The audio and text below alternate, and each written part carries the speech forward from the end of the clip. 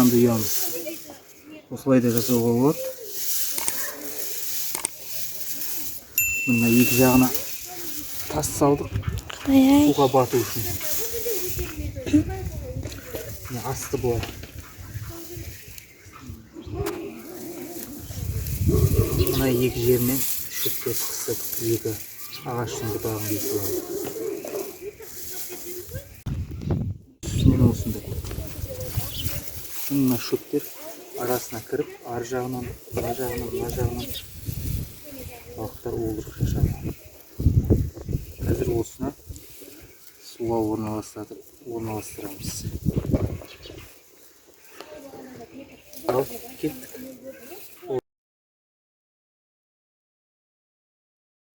Қазақ елі бүгін екінші күн.